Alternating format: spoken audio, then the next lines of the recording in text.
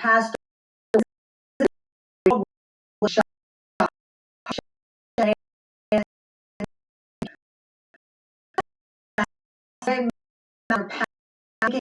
First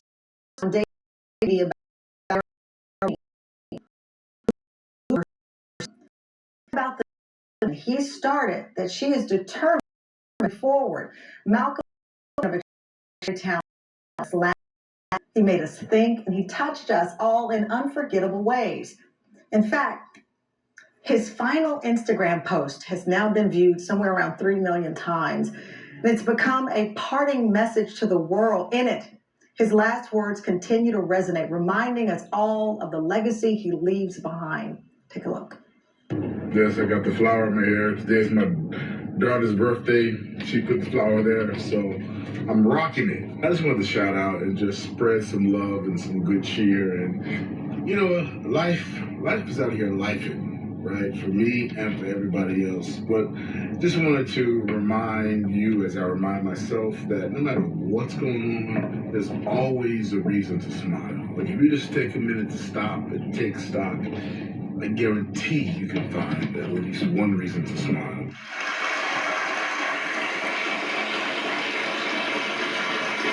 I am so honored. We are so honored to be joined by Pamela Warner, Malcolm's mother, for an exclusive conversation about her son's legacy. Please welcome Pamela to our show. Thank you so much.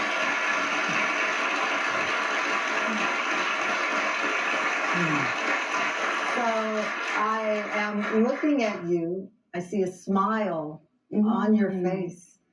And it's so powerful because we just watched your baby. My baby. His last message. He didn't know that would be his last message. We had conversations, and they were goodbye conversations, and we had no idea these were goodbye conversations. And so I smile because I'm filled with gratitude.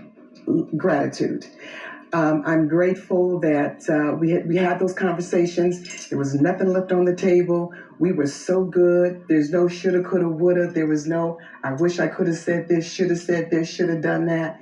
We were so good. Even before, we were just in a groove. We were in a space, in a real wonderful space because we've been working together for almost 50 years. So. I'm so struck though, because you said we had a goodbye conversation, but you did not know. Did not know. What was that conversation? We talked about, he shared with me a video, and it's on, I guess, TikTok. There's a therapist speaking to a therapist, and she's talking about her trauma. And she describes the incident where she was traumatized, and the other therapist said, were you able to speak to your mother about it? And she said, no. He said, that's where the trauma was, not the event, but the trauma. That was the trauma because you had no safe place to go to. You did not feel safe, and you couldn't go to your mother to talk about it. And so we were talking about his daughter and different things. And I asked him, I said, at any time did you ever not feel safe with me? He said, absolutely not. Absolutely not. And then we went on to talk about some other things.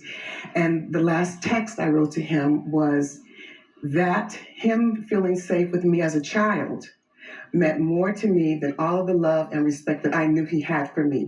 That a child can feel safe with their parent is so very, very important. And that was a goodbye conversation because after that, what else is there? You know? And that is especially powerful, the feeling safe, because we know him as a celebrity. He came to you, I think, at age 8. He was 8 years old. He did not really come to me. I had put him in a children's theater. I had tried different things because I really feel that children need to know how to prioritize their time, not when they're 18 or they go away to college. They need to learn how to do that very early on. And so I started very early with different little things. And one of the things was, as he got older, I tried sports, I tried different things, but nothing ever took. So a friend suggested taking him to this playhouse in Inglewood, California. And I took him there, and after the first production, he said to me, he says, "Ma, this is the only thing I want to do for the rest of my life." And it became a self-fulfilling prophecy because that's all he did. He was an actor starting at age 8 until his transition at 54. Along the way, about 26, he became a musician. So he determined at 8 years old what he wanted to do. And his daughter has determined that she's an artist. She's an artist. And I asked her, I said, I was wishing her sweet dreams one evening. We were ending a conversation. I said, what do you dream about? She says, I dream about building a museum with all of my work in it. So children can self-determine very early on. They can, if they're given the freedom, if they're given the support, and no matter how odd or weird the idea may be, support the idea. Right. As long as there's no self-harm, support the idea, no matter how crazy, as long as there's no self-harm. Which is so special.